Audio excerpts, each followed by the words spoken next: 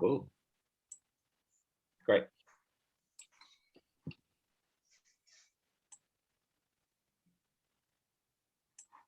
Here we go, admitting everybody now.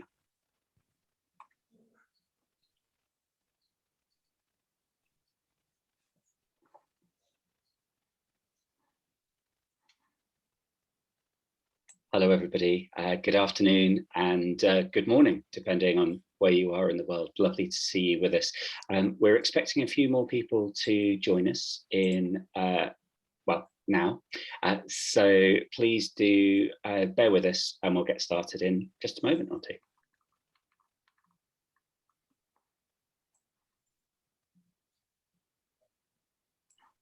Just a notice for anyone who needs captions. For this meeting, we have enabled Zoom live transcript. So at the bottom of your screen, you should hopefully be able to see the subtitles appearing. If not, let us know if you need any help with that, or just pop a note in the chat as well.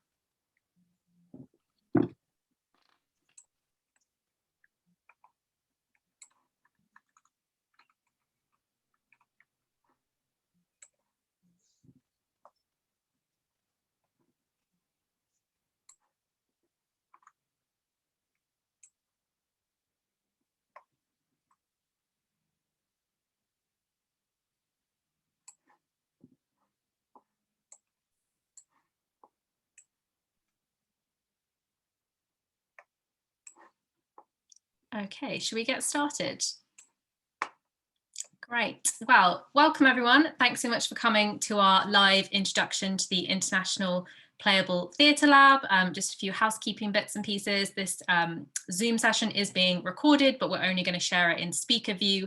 So if you don't speak, your face won't be in it.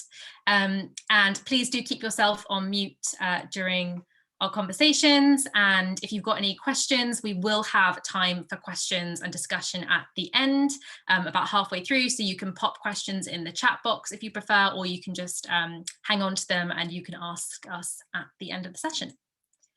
So we're going to start off with some introductions to who we are, who our companies are that are running the International Playable Theatre Lab.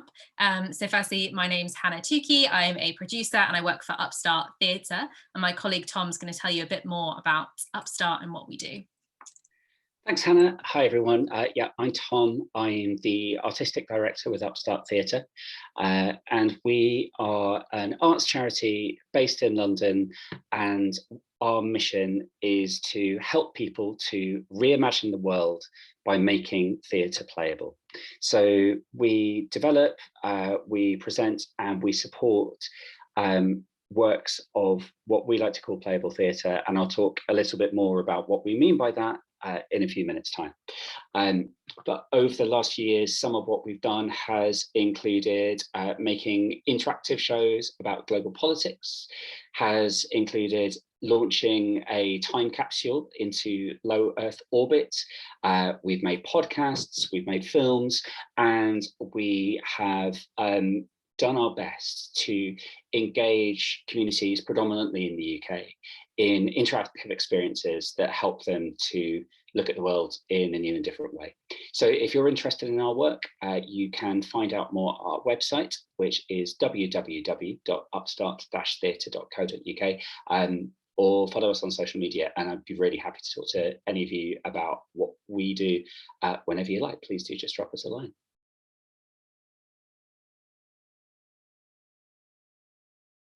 And right. I'm supposed to pass on to someone, but I can't remember who. Sorry, Hannah. Well, anyone's fine. Aaron, do you want to go next? Want to introduce yourself and Teatro Al Cubo? Yes, Hannah, thank you. I'm Aaron Hernandez. I'm the artistic co-director of Teatro Al Cubo. I've been recently invited to join Teatro Al Cubo, and we are relaunching the group and company. We will be focused on producing, but also one of our core areas is to find new strategies to develop our academic instruction and further ideas to develop new techniques in theater. And I was fortunate enough to meet Tom some years ago. We were looking since then to collaborate, and finally we got the opportunity with the IPTL. So the idea is that Teatro El Cubo will be like the Mexican base for the laboratory, and we are going to be available for you also for any questions and guidance you may need during the process. And that's it. Thank you, Hannah. Hello to everyone. I'm Ivica Dimitrievich from Macedonia, and I'm the director and producer from Me Film and Theater. We are a small production company that we make movies, independent movies, and we work in the field of theater also. Me and Tom, we know each other from our previous European collaboration chorus project, and after that Tom called me to be part of this project, EPLT. So we are really happy to be part of this and to be Macedonian based for EPLT project. That is that for now. If somebody has a question afterwards, we can answer. Thank you. Great, thanks everyone. Is Yasmina here? I don't know if she wanted to also introduce herself. Yeah, I think she's here, but yes, I'm here. Hi everyone.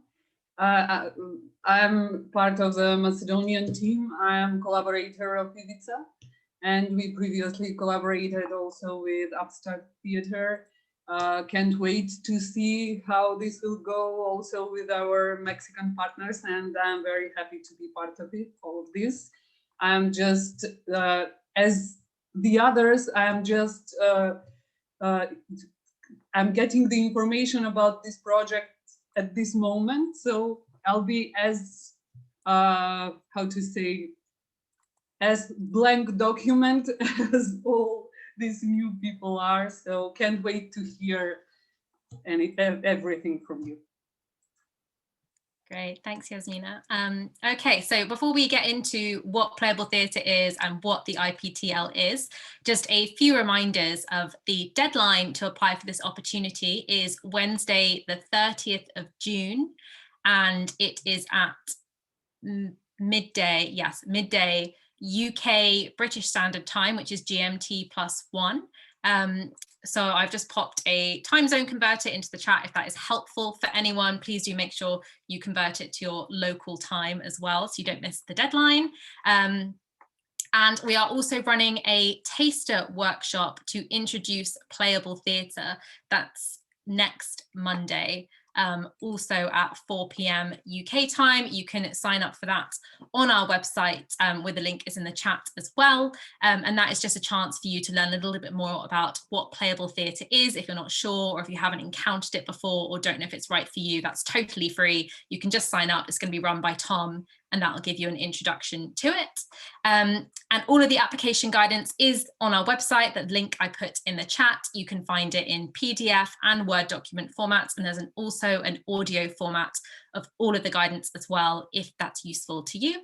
And also finally, we just wanted to say a big thank you to our funders. It's the British Council who have funded this entire programme, so it absolutely would not be possible without their support. I know a member of the British Council is here. Oyinda is in the chat. I don't know if you wanted to say hi and introduce yourself. Hi everyone, my name's Oyinda. I'm in Lagos, Nigeria. I was the program manager for the Digital Collaboration Fund from the British Council, where we, we realized that a lot of projects were in need of funding during the COVID lockdowns, and we had some money that wasn't being spent on in-person events. So we created what we called the Digital Collaboration Fund. We had over 960, if I remember, applications, and we really loved this project, Playable Theatre. We are excited to fund it. And we look forward to the projects that will be realized. Yeah, it's really exciting. Thank you. Thanks so much for delivering this project. Thank you so much for collaborating as well. I think it's really important at a time like this that we show that collaboration, the importance of collaboration, and that innovation can still take place even when we're dealing with such unprecedented times. I haven't heard that word in a while. But yeah, so I'll pass it back over to you, and thank you so much for running this. Thanks so much. Well, thanks for selecting us. We're so excited to be supported by the British Council for this project. And just a quick note, Tom has just corrected me in the chat. The introduction free taster session on Playable Theatre is not next Monday, it's the Monday afterwards, Monday the 21st of June. So 2 weeks today. And that's all of the kind of notices for now. So I'm going to hand over to Tom, who's going to tell you more about what Playable Theatre actually is. Thank you, Hannah. So Playable Theatre is a new-ish term within theatre culture here in the UK. It's one that we've started to use really in the last 18 months, how we talk about our work. When we talk about Playable Theatre, we're talking about theatre that places the audience's experience at its centre. And of course, as theatre artists, I think I'd have said for the last 15 years that all theatre places audiences at its centre. So what makes Playable Theatre different? For me, it's that the audience are taking an active role, not only in interpreting what's happening on stage, but in shaping what's happening on stage. So throughout a piece of Playable Theatre work and throughout the kind of work that we generally support and promote, the audience are making decisions that affect the action of what happens on stage. So for example, in some of our work, for example, we recently made a show called Republic just before the COVID lockdown, in which the audience are cast as members of a human colony on Mars that has just become independent from the shackles of Earth rule, and they have to decide what they can do to build their community. And so there are no actors involved in that show at all. We made a show about Cold War politics called The Situation Room, in which the audience were cast as agents either of the Soviet Union or of the United States, as they attempted to take control of a small, newly independent country, which was presented by two performers along with the audience. In the last year and a half, for obvious reasons relating to the pandemic, we've made things that really go beyond theatre. So art installations that involve the audience's input, which is then refracted by the artist into something new. We've made online games that audiences could play, and you're welcome to access some of those via our websites. So really for me, Playable Theatre is about taking that audience role, putting them at the heart of the creative process, demanding of an audience that they engage really actively in what is happening on stage. And then it's about making that fun and exciting, but at the same time, one of the things that I've learned through making this kind of work over the last few years is that it offers the opportunity to explore a social and political world in a slightly different way than what we can in a more conventional piece of theatre performance. So in a narrative show, it's easy to demonstrate individual experience through following characters, but in a playable show, it becomes more easy to reveal the structures, the economic, the social, the political structures under which our characters operate. And so recently, I've become particularly excited about how we can use playable theatre and playable techniques to really interrogate our politics. And that's something that at Upstart we've always felt very passionate about. People might be familiar with some forms that are quite adjacent to what we do. So for example, immersive theatre is becoming in the UK for a few years now, it's been quite a popular form in which the audience are placed in some way inside an installation and they can promenade around that space, and maybe they can change things that happen, or maybe they just get to experience the show in a different order. But I think what we do certainly has overlaps with that kind of work, and we've made shows that are sort of immersive-ish in the past. I think there's also an overlap with the world of gaming, and whether that's role-playing games, whether that's video games, whether that's board games. Like, I take personally quite a lot of inspiration from all three of those forms at different times. So yeah, so what we're really looking to do with the International Playable Theatre Lab is to bring together artists in Mexico and in North Macedonia with leading artists who are working in the field of playable work, mostly here within the UK. Hannah, I don't have the session plan in front of me, but I think the next bit is where we talk about like how the IPTL will work and what we hope people get out of it. Is that right? Thanks. So the IPTL, the International Playable Theatre Lab, is a 2-week digital residency that takes place entirely online, and it's aimed at artists working either in Mexico or in North Macedonia. And what we hope to do over those 2 weeks is to introduce the participating artists to the rich complexity of forms and ideas that grow within the playable theatre space. So every day there will be a 3-hour session with all the artists working together and doing a workshop with a UK-based practitioner. So aside from myself, that would be Tassos Stevens of Coney, Rachel Briscoe of Fast Familiar, the independent artist Chloe Masheter, the participatory artist James Blakey, and a few more people who we're hoping to confirm at the moment, each of whom will be sharing their approaches, their processes, the kind of technology that they use, in such a way that we hope that the participating artists will be able to take those ideas and make them their own. Because during the course of that 2 weeks, the artists will be encouraged to apply with a project that they're currently working on that they think has the possibility to become a playable theatre show at some point in its future. And during that 2 weeks, in the time when we're not in workshops altogether, people can be working independently to develop those show ideas. And then at the end of the 2 weeks, on Friday the 1st of October, we'll have a sharing, a show and tell event where the artists will be able to share with one another and with the participating artists, with the participating mentor artists, what they've been working on.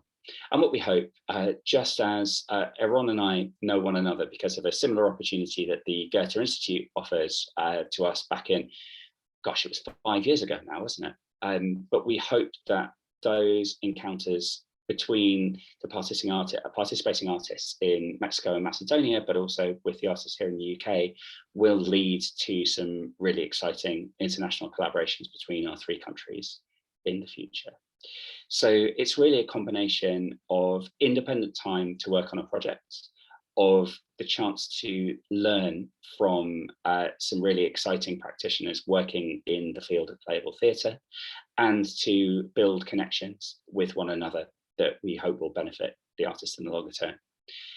One thing that's really important about this lab is that it's a paid opportunity. We want to make sure that, we believe that artists should be paid for their work, and we know that quite often it's very hard to get paid development time. We find that here in the UK, and we know from Ivica and Iran that the situation is the same in Mexico and Macedonia. So we wanted to make sure that artists were being paid an appropriate fee for their time. So it's a paid opportunity to train, to learn, and to have space to develop your work. Thank you. Great, thanks, Tom. So yeah, as we said before, kind of more of the detailed guidelines about kind of what exactly you get on the program are all in the guidance, which is on our website. So I'm just going to say a little bit now about kind of what we expect from artists in return, as well as how you can apply to be part of the International Playable Theatre Lab. So there's only a few commitments from artists, but the key one is that you are able to attend all 10 days of the digital residency. So there is 3 hours of contact time per day, which you must be available for. That's from 4 till 7 p.m. UK time throughout the 2 weeks. And then the rest of the time is obviously spent, as Tom was saying, developing your own project and idea, but you do need to be available for all of those days and the contact hours throughout the 2 weeks of the program. And then your other commitment is to present a final sharing of some kind of your idea on that final Friday of the program, but that can be lots and lots of different forms, from presentations or play tests to just kind of a discussion and Q&A if that's the best fit for you. And then we really need you to take part in the evaluation of the program as well, because that's super important for our funding and continued support of these kinds of projects. So that's another requirement of artists, but that's pretty much it of what we need you to do to be part of the program. And so on to how you can apply and who can apply as well. Obviously, this opportunity is for artists who are based either in Mexico or North Macedonia. You can be based anywhere in those two countries. You can live and work in any of the towns or cities within Mexico or North Macedonia, as long as you are based there. And the lab will be conducted in English, so you do need good English skills to be able to be part of the program. There will be captions like we have today. We will make sure those are available throughout the whole program to make it easier if English is not your first language, but there won't be translation services, so you do need good English skills. And it's a fully digital online program, so you just need access to a laptop or computer or some kind of device through which you can attend and participate fully.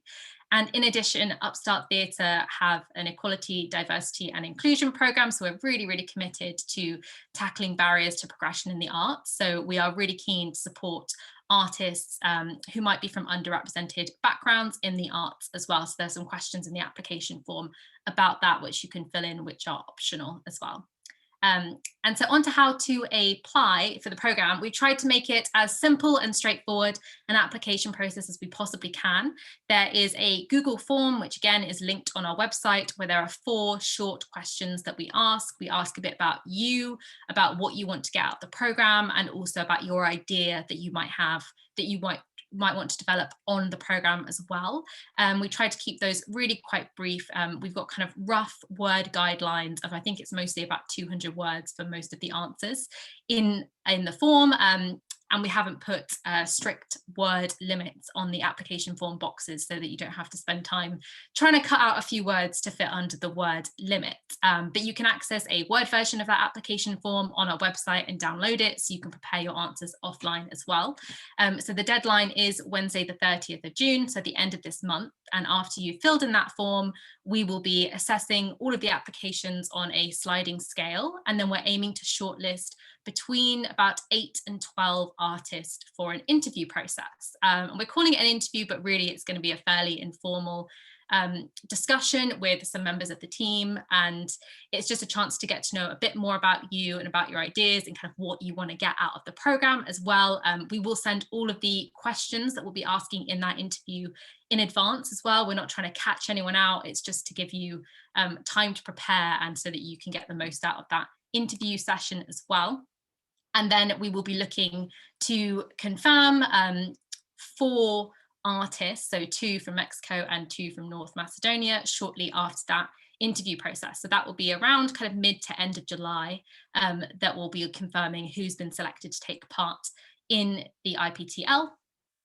And I think that's everything on how to apply and the guidance. As I said, there is kind of very comprehensive guidance which you can download on our website, which will go into a bit more detail about all of these topics as well. Is there anything anyone else from the teams wants to add, or should we move to questions? I just wanted to introduce myself briefly, if that's okay. I'm Julia from the British Council. Oh, hi. Hi, and I've just taken over from Caroline Meavy working on this project. So I just wanted to introduce myself and say hello, yeah, working with Orinda, who's done so much incredible work, but really, really excited to be here and hear about the incredible work that you're doing. Oh, thanks so much, Julia, and thanks again to the British Council for funding this programme. Great. Okay, well, I think we're going to move to questions, which you can either raise your hand and you can ask us verbally if you want to, or if you prefer, you can put your question in the chat box and we'll answer it there. You can be questions about anything, if there's anything you want more clarification on, or if you want to ask us questions about whether you're eligible, if you have any questions around that. Any questions are totally fine.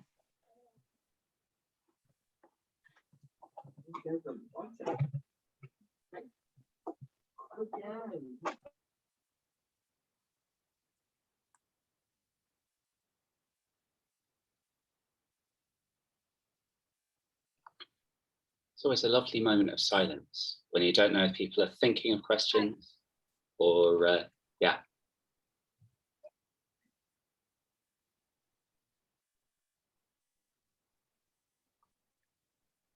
That post Oliver has raised. Sorry, I was hello everybody. Sorry, I'm not plugged via video. Wondering because I'm not. I was wondering this project based on process and introduction of new collaborative formats of building final performative results. Is it a sort of a follow-up of your previous collaboration chorus project, or no, it has completely different motivation for co-designing this project? That's such a good question. There are, and Ivica may have slightly different opinions to me about this, so Ivica, I'd love to hear what you think as well. I think that certainly there are similar motivations to the international collaboration elements to the project. So for anyone who's not familiar with the Chorus project, this was something that Ivica did along as part of the Mokata Youth Cultural Centre in Skopje, along with us at Upstart Theatre and two partner companies, one in Germany and one in Austria. And all of that was funded by the Creative Europe programme, which is a European Union programme aimed at, which has numerous aims, but are largely around international solidarity within and beyond the European Union, and in particular artistic and cultural exchange. And something that has felt really important through that project is the fact that Ivica and I and the producers and creatives working on that project were able to spend over 2 years a lot of time catching up on Zoom, primarily meeting in person occasionally to talk about the work, and really making, building relationships that we felt were really interesting, because they allowed us the opportunity to learn from one another. And we were able to learn from one another creatively, but we were also able to learn about what it's like to be a theatre maker in Macedonia is very different from what it's like to be a theatre maker in Germany, for example. Like, what are the challenges that we all face?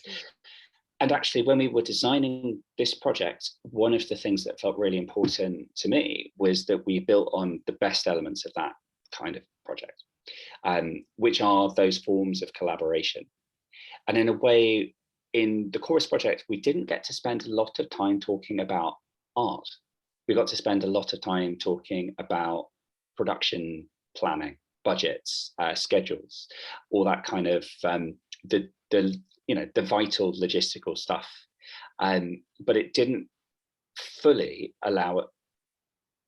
Maybe this is not fair, but I guess for me, it feels like it didn't fully allow us to exchange ideas.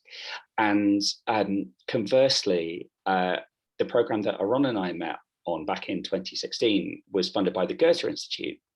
It was their forum on cultural management and cultural policy, which was a 2-week residency in Munich, in which we basically got to meet creatives and creative producers from all over the world. And we spent a lot of time, because it was such an intense residency, talking about many, many different ideas, whether it's about how to model a production to very specific creative ideas that we all had. And so the IPTL is really an attempt to bring together the best elements of those two previous projects. I think, so that we have 2 weeks. There's time when the artist can be working independently. It's a solid block of time rather than happening over a period of, you know, ages and ages and ages. And so what we hope is that it will allow people to really sort of build those creative relationships with one another, and at the same time to have some really interesting provocations from the mentors who are coming in. So that's a very long answer to your excellent question, but the short answer is yes, sort of. Ivica, I don't know if there's anything that you wanted to add to that. Thank you. Yes. So I don't have something more to add to this because you already explained everything and it's a bit wider. So, and I think that's good.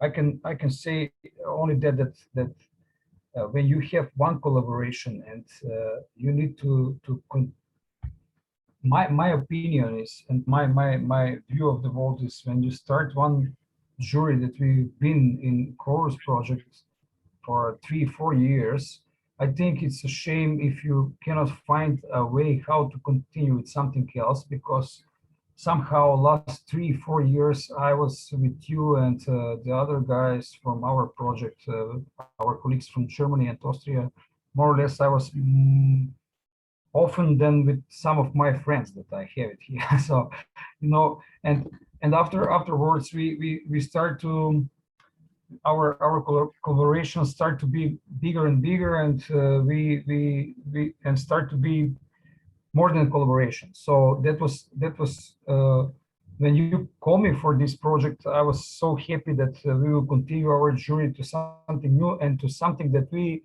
didn't talk before, as you say, about that we didn't have a lot of time to speak in a chorus project about the artistical, maybe more for artistical things, because we were so occupied with bureaucracy and another producer stuff, and all of this system is really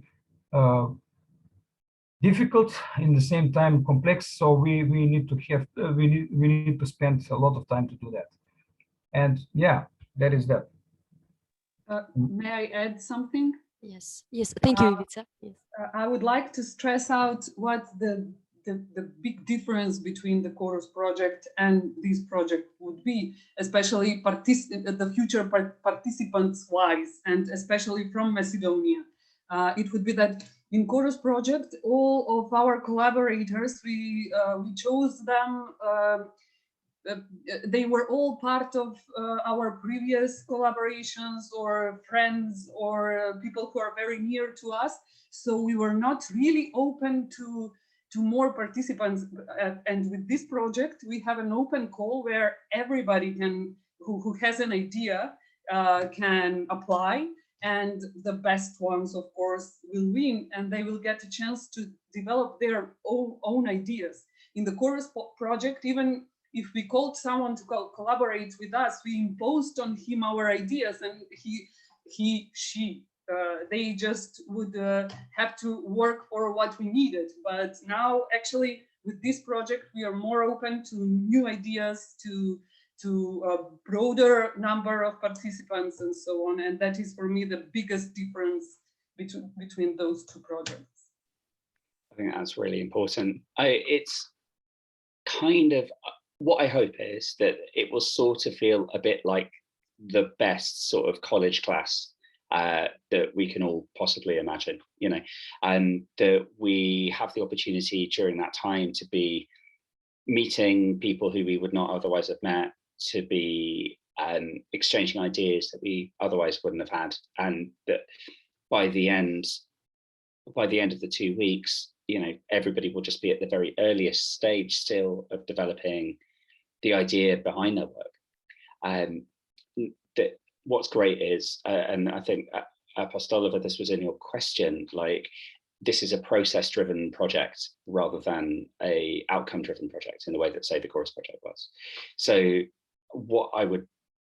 we should probably move on to other questions, but what I would really say for anyone who's thinking about applying for this, like, even if you're not really sure if playable work is for you, or you don't know yet what idea you might like to work on in an interactive and playable way, I think this is something to apply for anyway, because it's so much about how you can explore the ideas that you can develop in the 2 weeks that you'd be a part of the program. I'll shut up now. I've been talking a lot this afternoon. Thank you, Tom. Thank you, Yasmina. Great, thanks everyone. That's a very thorough answer. Any other questions? I don't think we've got any questions in the chat. Or would you have a question in the chat? Is it going to work on a new project you already have in mind?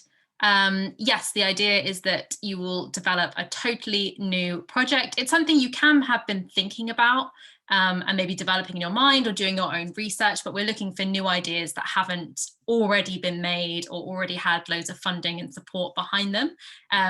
So yeah, but it can be an idea about absolutely anything, as long as it can be a playable theatre show of some sort. And it's really kind of, Tom's already touched on this, but also there's no kind of stipulation for exactly how developed it needs to be by the end of the project. So actually, if you spend all of the time, learning from the other artists and learning from the mentors and just developing ideas for what your show might be in the future, and you could have lots of ideas for different directions that you wanted to go in and not be totally set by the end of the residency of which one that's going to be, that's absolutely fine. But equally, if you want to develop an idea and you get it to a stage where you're ready to test it with an audience by the end of the 2 weeks, that's also fine. So yeah, just a new idea that you want to work on, but you can have done a bit of research around it or thinking around it, or you might even have potential collaborators in mind, people you'd really like to work with at another stage to make it as well.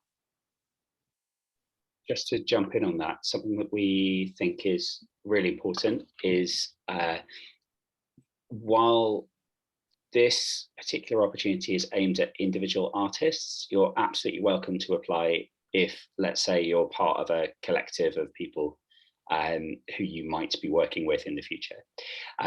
So if, for example, I was applying, I'd be applying as me. Hannah and the rest of the Upstart team wouldn't be able to join for the program, but of course I would be able to develop the project with my company further down the line.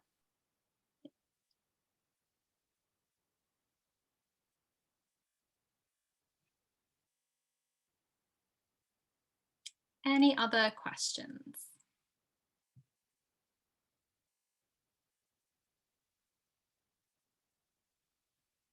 No. Okay, wow, I think we'll probably wrap up there then. I'll pop a link in the chat again to our website where you can find all of the guidance and details on how to apply.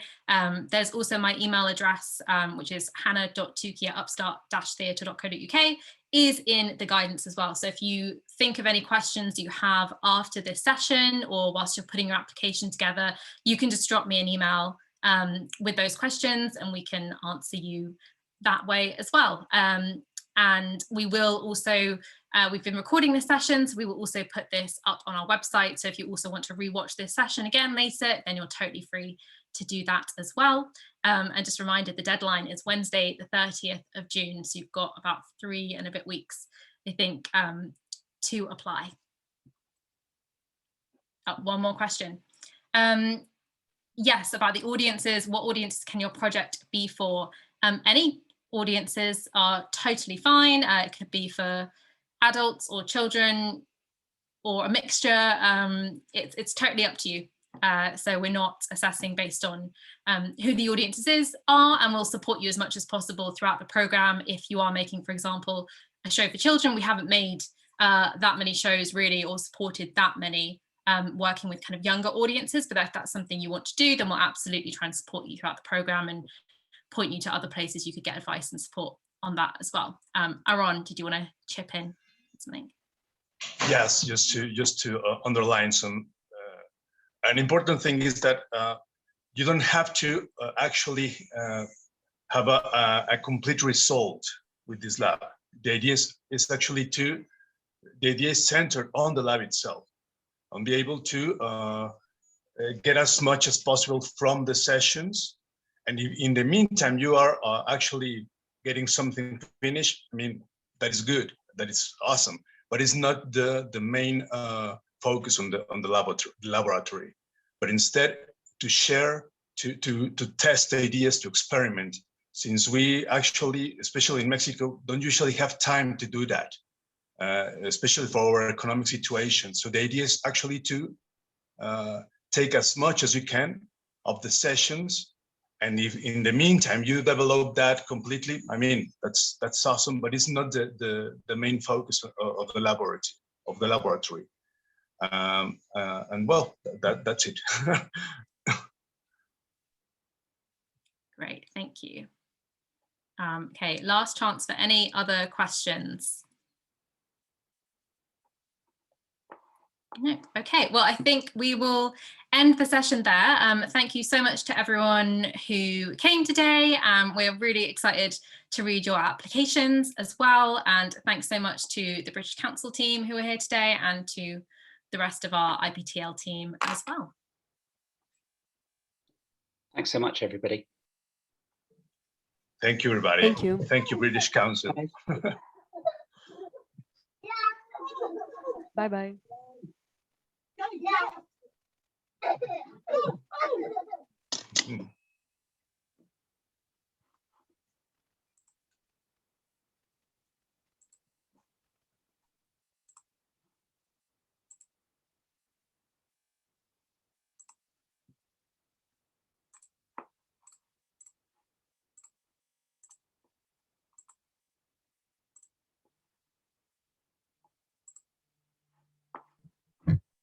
Okay, well done, everyone. That went smoothly.